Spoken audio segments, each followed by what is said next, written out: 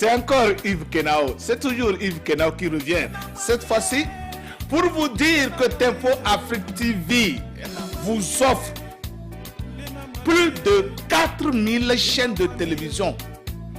Les chaînes européennes, les chaînes américaines, les chaînes asiatiques, les chaînes africaines. À un prix imbattable. À un prix imbattable. Tenez-vous bien. $185 pour 12 mois, inclus le box. Alors, où est-ce que vous pouvez trouver mieux que ça si ce n'est pas sur Tempo Afrique TV? Mesdames, Messieurs, appelez seulement le 612 804 0295 et vous serez servi. Vous serez agréablement surpris de voir plus de 4000 chaînes de télévision rouler sur votre écran comme ça et vous choisissez laquelle vous voulez. Alors mesdames, n'hésitez pas. N'hésitez surtout pas et ne faites pas compter.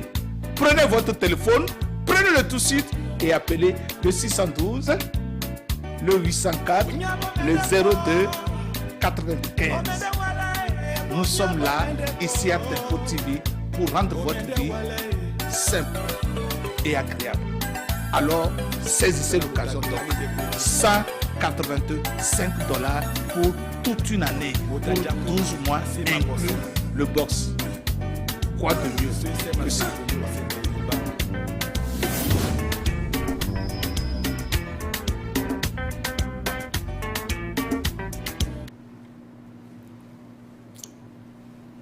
Good afternoon, everybody. Welcome to Tempo Afrique TV. This is Bolo, your host on Health and Wellness Show monthly. And I am here again today to present a new topic that's very important for both healthcare providers and for patients and families. And I would like to introduce to you my wonderful guests from Hennepin Healthcare. Here we have Caroline White and James Orton. I will have you guys introduce yourself, and thank you for wearing masks. And here we are socially distanced, about 6 feet away from each other, so we can take our mask off. And I encourage everybody to please wear your mask because it's very important. Delta variant is rising and hospitals are full, and we've seen people die from COVID every day, especially those who are not vaccinated. So please make a very responsible choice for all of us. Thank you. Caroline? Hello, I'm Carolyn. I'm a clinical social worker, a mental health professional for our palliative medicine team over at Hennepin County. Palliative care, as we often say, is an extra layer of support to people who are going through significant illness or injury within the hospital. Our goal is to provide an extra layer of support and help look at the whole picture, look at the whole individual. And I've been working there for 4 years now. So, thank you and welcome, Caroline. thank you. Next, James. Yep. So I'm James Orton. I'm a physician assistant. I've been working at Hennepin Healthcare for about 7, almost 8 years. I've been working with Carolyn White here on the palliative care team during that time. And again, with palliative care, we're really there to help provide an extra layer of support for patients and families going through hard things, and we also can sometimes help with symptom management that are associated with those illnesses as well. Thank you, you too, and welcome to Tempo Afrique TV. We're just gonna go directly to the topic. I know many are waiting for this. This is a very important topic that will benefit our patients and also the family members and even some healthcare providers. This discussion can be meaningful and helpful. If you have any comments or any suggestions or questions, please, you can send them to the comments, or you can call also. You can join us online. So Caroline. So it's the French way, yes. French way. So I have to say Caroline. So You know French. all right, Caroline, because I'm so used to the American way, so it's hard to think, oh, there's Caroline here. Okay. So Caroline and James, one after the other, can you please help people understand what is palliative care? because many times somebody who's a family member or patient, when they hear palliative care, they get scared or they don't know what that means. So I'm sure you can explain what that means. It's more than what they think it is. Caroline? I think of palliative care as an umbrella where all healthcare should fit underneath. So I sometimes will do my little teapot dance where I say palliative care is this team of professionals who come alongside an individual who's sick. Doesn't necessarily mean going to die, because that's also a misnomer. Many people think it's about dying. It's about providing support, whether that be symptom management, psychological, emotional, spiritual support, as well as helping with decision making across the life spectrum. So I think about palliative care as the umbrella, and all of medical care fits underneath it, whether it's just a well checkup with your physician or hospice care. That's the one that everyone thinks that we are, but we're not. But just sort of the umbrella which all of medicine falls underneath. Our expertise is in symptom management. It is in goals of care. Often we are seen as the team who is the experts in communication, which some days I don't always feel that way, but we are. We can talk about really hard things. We're trained to do that, and we do that often. But I want to fill in all the places I missed, James, because I know I did. No. You did good. Thank you. Yeah, so palliative care is really for anybody, whether they have an incurable illness or a curable illness. And we're there to help fill in the gaps with whatever the patient's goals are, whether it's good symptom management or just good social and psychological support for patients and families going through hard things.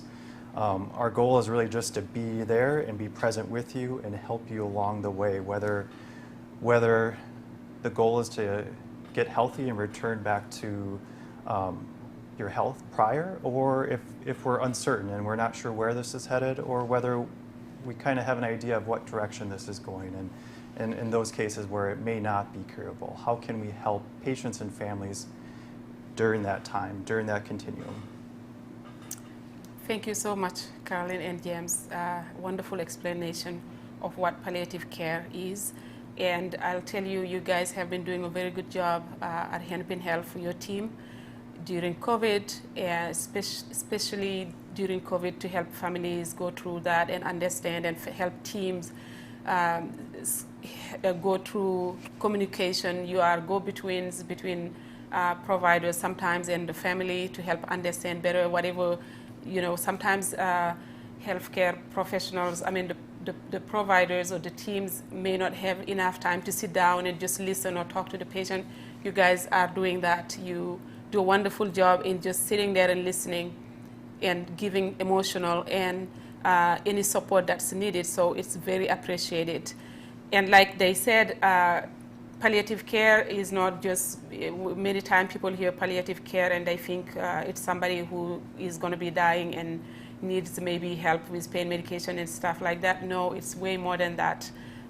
They can help facilitate communication. They can help. Sometimes patients may not be comfortable talking to their direct providers or may not have a way to communicate, but they can help get that out. They can help outpatient too, whether you have COPD or chronic pain, but you're not dying, but they can help you to manage that pain. So thank you so much for what you do, and thank you for the explanation. Once again, thank you for joining our live. You can either share, if you're welcome to share on your pages, or send us comments. So the second area that I wanted to talk about is a question that everybody gets to be asked when they go to the hospital, whether they are really, really sick or they just have a minor bruise that needs to be taken care of. So anytime a nurse or doctor or whoever, or a nurse practitioner or APP, anybody who's doing admission to that patient, they will ask a question. What is your code status? Meaning, and then most of the time people don't know what that means. They'll look at you like, what is that? But then you have to explain in detail by saying, that means when your heart stops beating, do you want us to do a chest compression? And when you say that, people also get scared and looking at you like with wide open eyes saying, what do you mean, am I going to die? I was just here for this minor thing, and now you're talking about my heart stopping. And you have to sit down and explain that that's not what it means. This is just, a protocol that we ask everybody just in case. So how would you explain what that means, and what would be the easy way for providers to explain and for patients to understand? Mm-hmm. So I think, Bolo, kind of what I'm hearing and what I think I want to convey to everybody is that anytime somebody is admitted to the hospital, they do get asked, in the event that your heart and your breathing stops, and you naturally die at that point, what would you want the medical system, the medical team, the doctors and nurses to do at that point? And it's a very difficult question. It's a very personal question. And your response varies with your age, your health, where you are in your life. And I think most importantly, it's normal to get asked this question. It's to be expected. But when you're thinking about how to respond to that question, I think you have to think about, kind of where are you? What are you? How is your health? What have you been through in the past year? What diagnoses do you have?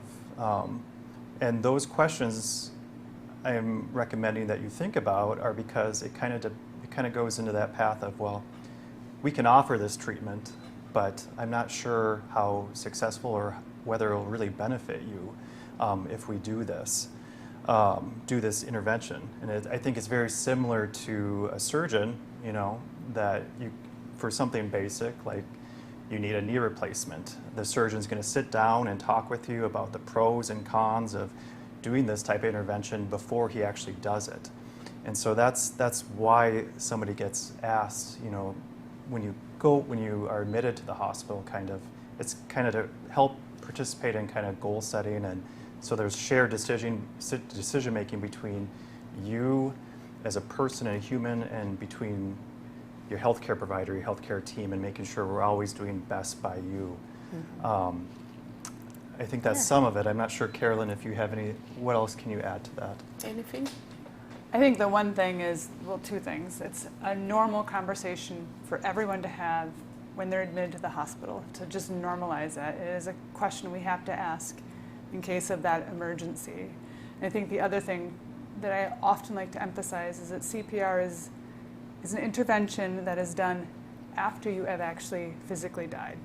So if we're asking what you want to happen once your heart stops and you have physically died, and then what next is going to happen. And so that's something that I often want to make sure that people understand. So it's a normal question. We don't expect it on nearly every admission to the hospital. We want to normalize that, but also just talk about what it is. Mm-hmm. Thank you so much for the explanation. And to that, what I also want to focus on is that asking the patient, what is their code status, and explaining what that means is to honor their wishes too. Mm-hmm. Because as healthcare providers, we want to work with you. We want to do what you wish, what you would want to do. So let's say you didn't want to have that to happen and we do it. That's going against your will, against your wishes. That's why that question is very important. In case your heart stops beating and we are here, what would you want us to do? Should we do a compression to bring you back? Or if you're somebody who's, you may be old, but you may be healthy and you may look forward to life. You may say, I want everything to be done, then we'll honor that, we'll do it. Or it could be somebody who has really an advanced chronic disease to the point where they have a very poor quality of life and they are very frail. If you do that chest compression, it can just not only break their ribs, but also we all would know that saving them is not going to give them the quality of life they're looking for. They may be just vegetative, lying there with machines helping them breathe. If somebody wants that, we will honor that too, but many people will say, I would not want that. then that's what we're going to honor, that's what we're going to put on the chart, and we will respect that. And somebody can always change their mind and say, I don't want to do it. I want to change it. Can change all the time. Yes. So thank you so much for giving that insight. And I know that when somebody decide what the court status is, and if they're really sick also, we know that their disease is progressing and they may not even make it. We do something that's called POLST. And usually you guys are very, very good at helping. Any provider can sign that form, but most of the time Palliative is very good at taking time to sit down and explain to the patient and help them go through that and sign the form. Can you please explain what POLST means and why is it important? Yep. So what Bolo's referring to is it's a document. It's a fairly simple document. It's just a front and back side of a page. And what a POLST stands for is Providers' Orders for Life-Sustaining Treatment. And the most important part of that acronym is order. It's a medical order. And it's a form that travels with you after you've had these more sensitive, more difficult and challenging conversations. When somebody's gone through all the discussion and came to the point where they feel like they don't want cardiac resuscitation, it's important that, when somebody leaves the hospital, that the people, in the event that they were found down, wherever that may be, whether it's at home or in a grocery store or in their car, and they can't speak for themselves at that point for whatever reason, and they've had a cardiac arrest or whatever it may be, it allows medical professionals such as paramedics, firefighters, policemen to say, oh, this person has already had this very difficult discussion and their wishes are to not have us perform cardiac resuscitation, and so they will not do that intervention. It allows them to not do it.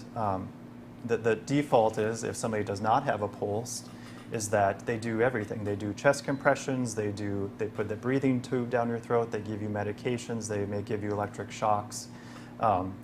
That's the default. And so the POLST form just basically allows providers' orders to be utilized outside the hospital setting, so wherever you may be. Thank you. Thank you. Very nice explanation. Carolyn, anything you want to add? No, he knows it much better than I. He's the one filling out the form far more often than me. Yeah, and again, this form can be changed at any point in time. Our thoughts, our health changes with time, and our feelings change or our goals change.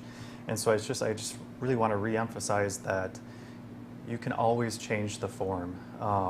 And it's an ongoing conversation about where you are in your life and your health. And so it's not like you sign it and it's a done deal indefinitely forever. It's you can always go back. And in case the patient can't do that to answer the questions, who is allowed to do that form? Yep.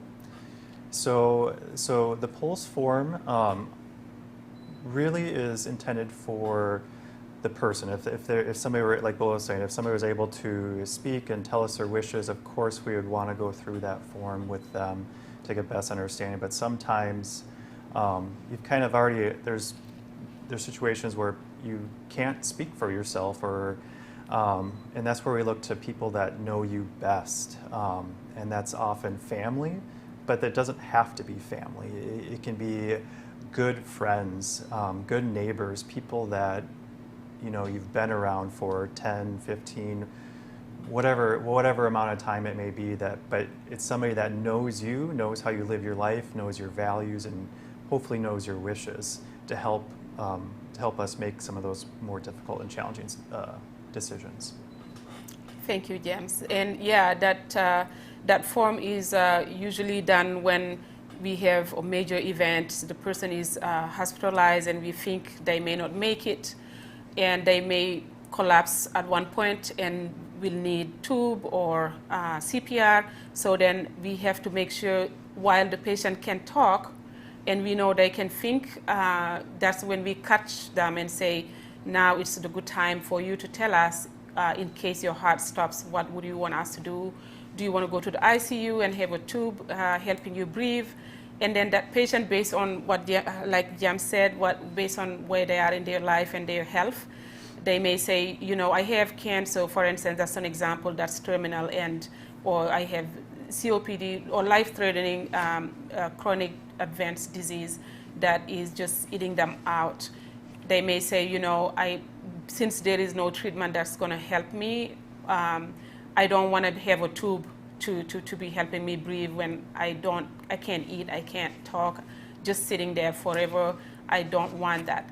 Some people may choose to, the POLST will have exceptions, like they can choose what they want to be done and what they don't want to be done. Some people may say, I want CPR, or I don't want chest compression, but maybe you can do, I don't want chest compression, I don't want tube to be down my throat to help me breathe, but I want a BiPAP.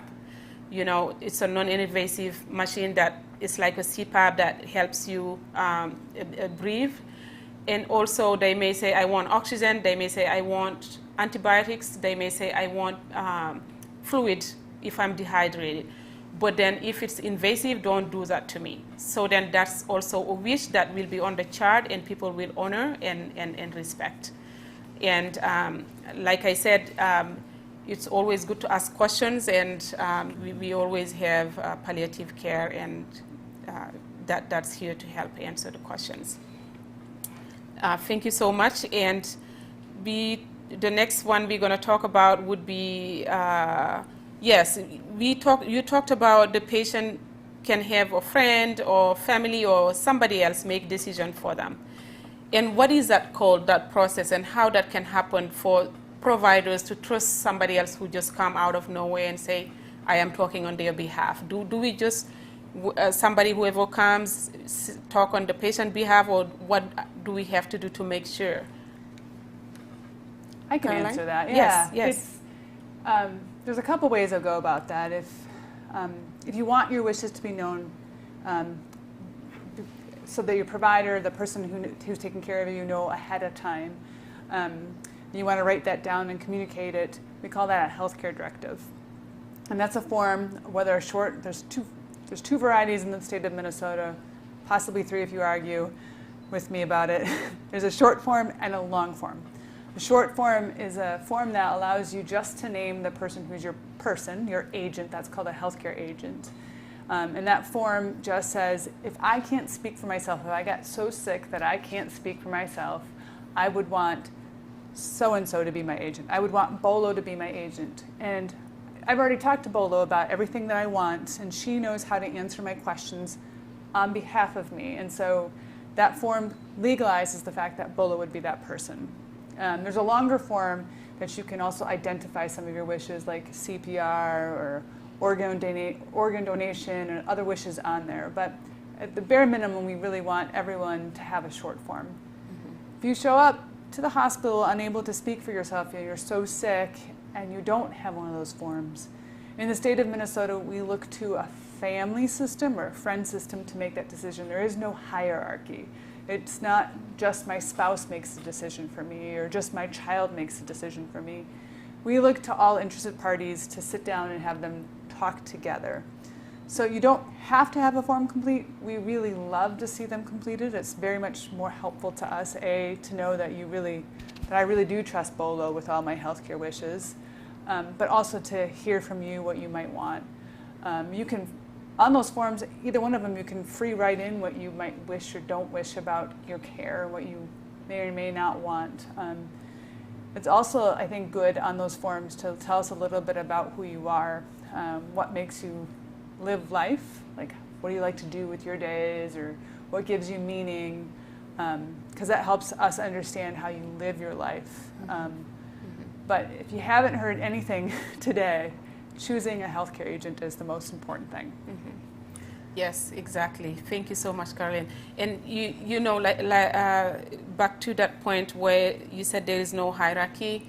I know there are some cultures that have some designated person has to be the one who makes the choices for the family. They may be young, but maybe sometimes it's a male in the family. So whoever that person is, we also respect healthcare providers. We respect what the family decide or who they designate to be That's not uncommon. We see the decision maker. Yes. See it all the time. Yes. Anything else, James, you want to add? Maybe the only thing I would add is, and it's just kind of an add-on, is that you can have a primary healthcare agent, but you can also have an alternative healthcare agent. It's good to have kind of a primary identified patient ideally, but you can also have an additional healthcare agents listed as well that know you. And I think my hope anytime that somebody has multiple agents is that we are able to have these difficult discussions with all the healthcare agents at one time, and that we're making a good decision based on everybody that knows this person, to make sure we're honoring them. I think that's the only thing I would really add. Yes, and that's in a lot of cultures, including mine, Senegalese or African in general, it's always hard for people to talk about death. People don't want to talk about when I die or when I'm dying, do this or do that. They just would rather not talk about it. But living here in America, and I have a lot of friends or families who experience loved ones being in the hospital dying, and that was the toughest decision for them to make with the end of life choices, decisions. So it's as hard as it can be. I think it's a good idea to sit down anytime. Take the opportunity to just, even if it's just at a coffee talk or dinner talk, and just say your wishes. When I can't make my decision, this is what I would want to do. When my heart stops, this is what I wouldn't want to do. We feel like it's not fun to talk about it, and it's like a taboo, but it's a very, very important topic. It's a very important information to let your loved ones know. That way things will go the way you would want them to. And having that person that can be your healthcare agent, or having advanced directive, because advanced directive is the difference with the POLST, is that POLST, we do it in an emergency when somebody is in the hospital really sick and they may be dying. But advanced directive is something that you do on your own when you're healthy and you are thinking right and you are making your choices. It's always good to do that. It's like a living will. So you do it and you sign it and you put it somewhere. That way, if something happened, God forbid you're in a car accident, in a life-threatening injury or terminal illness, it will always be brought and used, because it's you who talk. Nobody else is representing you in it. So, and like they said, it can always be reversible. If you don't want those to happen, you can always change it. Nothing is permanent. I've done mine 3 or 4 times now. You did? Yeah. It's not permanent. So. Yes, exactly. So, that, and anything else on that? I think I'll just add that there's a quote that kind of struck me, and I think it really resonates with maybe some families and patients I've met too soon, and it's just regard to the importance of it, because it's very easy to put off these hard conversations about end of life. And the quote is, "It always seems too soon until it's too late." And I just want to emphasize that it's important to have the conversation, if nothing else.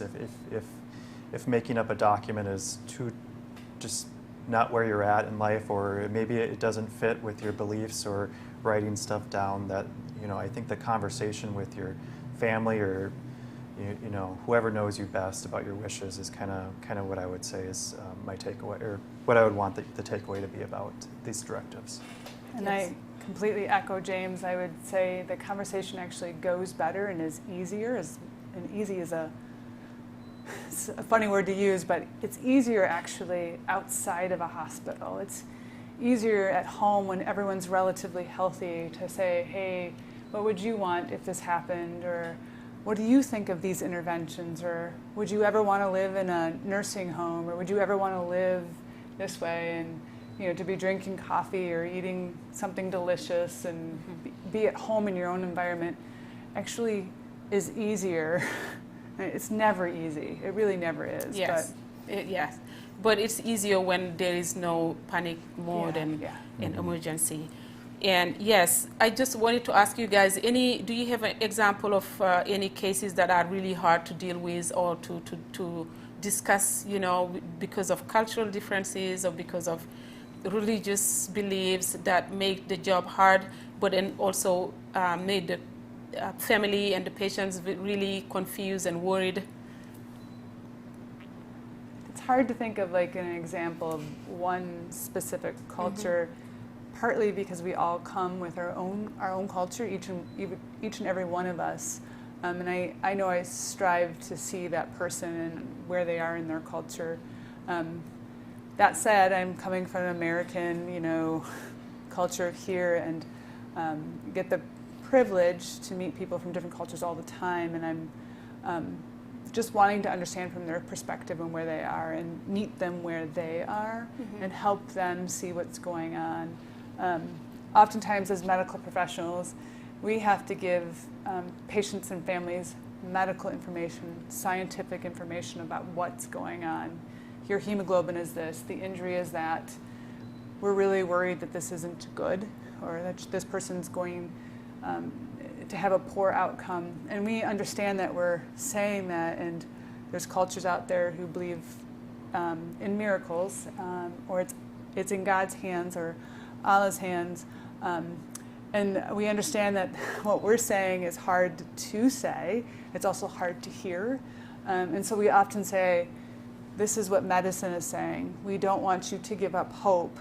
We just have to tell you as it is, as we see it. We know it's in Allah's hands. And so I think it's a difficulty of, I sometimes say we're in the house of science, which is different than the house of God. Yeah, absolutely. Yes, thank you. James, anything? Yeah, and I think kind of what I want to convey is that,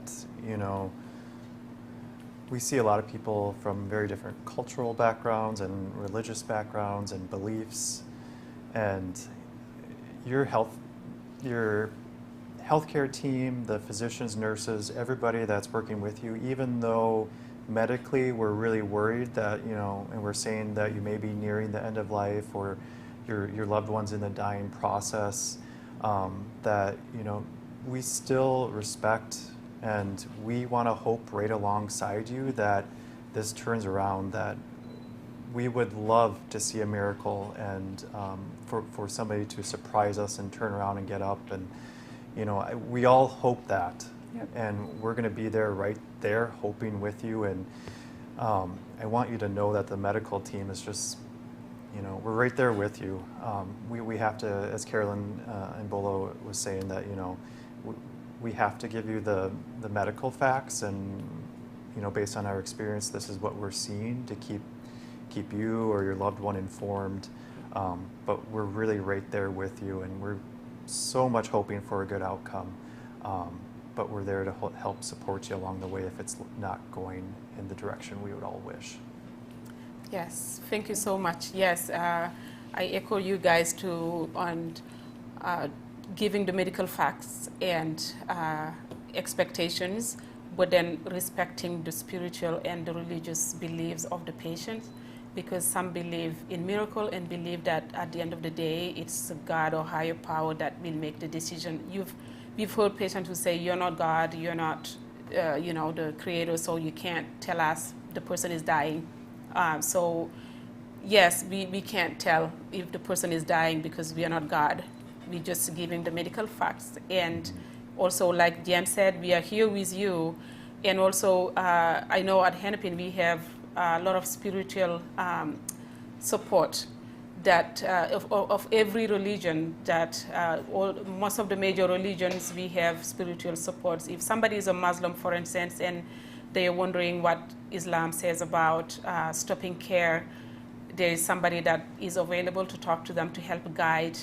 If somebody is Jewish or Christian or any religion, we will find somebody to help with the spiritual support and guidance. And I have examples of friends who are out of state that call me when their loved one is on that same situation. And what I see a lot with the people that I know and the people that I see as families of patients is the feeling of guilt, thinking that religiously if they say don't do this, don't do that, and stop this, that means they're giving up and they're allowing the person to leave. But then at the same time, in the cultures back home or somewhere remote where we don't have a ventilator, we don't have, we don't know CPR, you know, the person will just go. And what I try to help people understand is that that person that was just pronounced dead back home that didn't have CPR or ventilator is the same person here that they were doing CPR on and putting a ventilator in.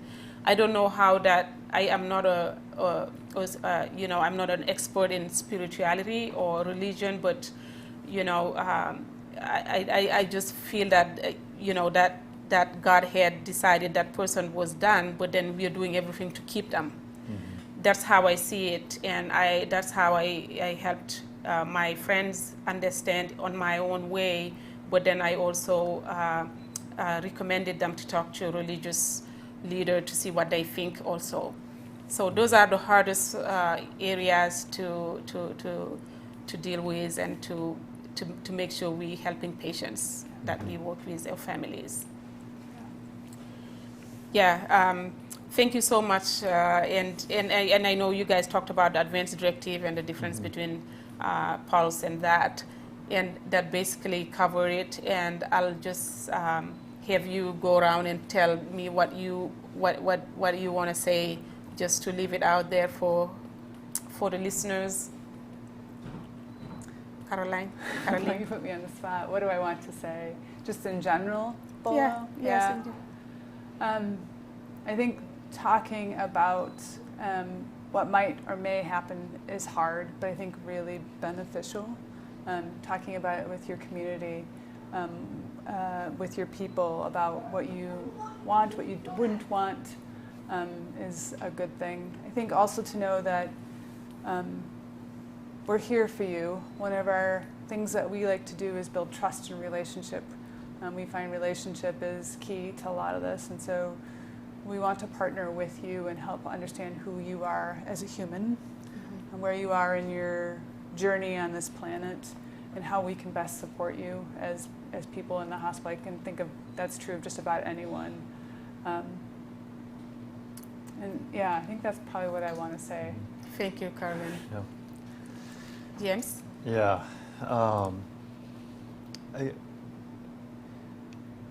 I think what I want everybody to know is, like, you know, I don't think any one person has all the answers, and as we've all said, it's kind of everything's kind of up in God's hands, and we all just need to support ourselves, our friends, our families going through serious illness, and be there for everyone to help make sure that we're making the best medical decisions for yourself, for your loved ones, for your family. It's difficult. It's going to be difficult. It's difficult for us who have been working in this field for a long time. They're hard conversations, but so important.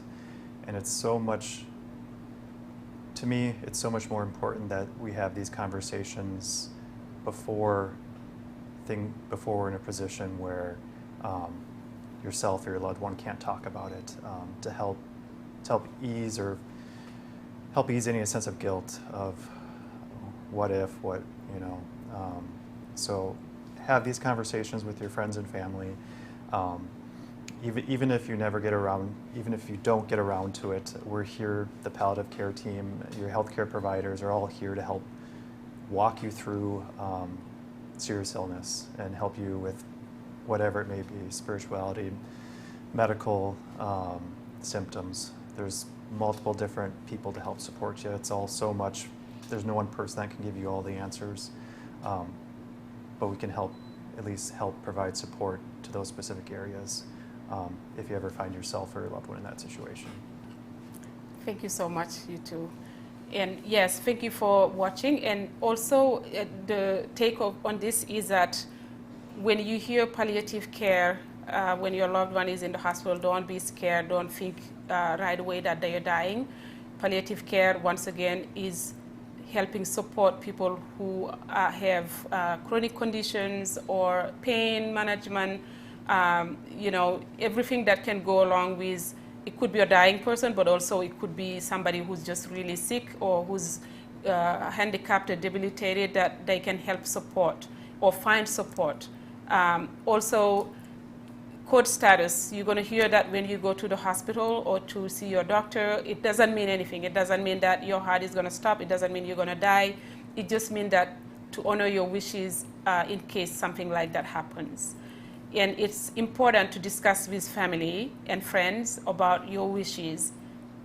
Let's say, for instance, if I am really sick and there's nothing that can be done to save me, if I have to live on a ventilator, don't put a tube on me, in my throat, don't put CPR in me. You may say, I just want to be comfortable, or I would take any other treatment but not the invasive one. That's a good conversation to have. Also, it's a good conversation to have with your parents or grandparents, older people especially. They may not want to talk about it, but it's something good to ask. When my mother-in-law was passing 2 years ago, it was a hard decision to make, but thanks God we knew what she may like, but we wish we talked about it before that happened. And we are trying to talk to my father-in-law to see what he would want to be done so that we'll honor his wishes. Do your healthcare directive and try to designate somebody you trust that is going to be making your decisions when in place that you cannot make them. If you can, that's the best, but if you can't, somebody you trust should be making them for you. And out of topic, I would say to everybody that helps with our fundraising for Cellal Africa. Cellal Africa is a non-profit organization that helps support health for women and children in Africa, and Senegal is a focus now. And we had a fundraising event, and to everybody that donated, that supported, whether it's Facebook or items that we sold in bidding or cooking, all of you, thank you so much. Thank you so much. And then we have a new Bolos Bari butter. It's the baby Bolos Bari butter. Smells lovely. Yes, Carolina and James both smelled it. So good. It does smell excellent. Yes, thank you. It's made specifically for baby. It should be mild and also no chemicals, no essential oils that can harm babies. It has to be over 6 months. But if you want your baby to be beautiful and shiny, get Bolos Bari butter for them. Thank you so much, Carolyn and James. Once again, you're doing a wonderful job. Our clinical social worker and James Palliative, both from the palliative care, that's been doing a lot of wonderful job at Hennepin Health. Thank you so much for coming. And also you who are watching, thank you for watching and following. Please share. This can help somebody. And if you have any questions, post them on our comments, or I also have a link that has short videos that can that I will post to the comments. It's called POLST.com. It has videos that can explain to families also. Thank you so much, Malik. Thank you, Tampo Africa. Thank you. Thank you, guys. Have a good day.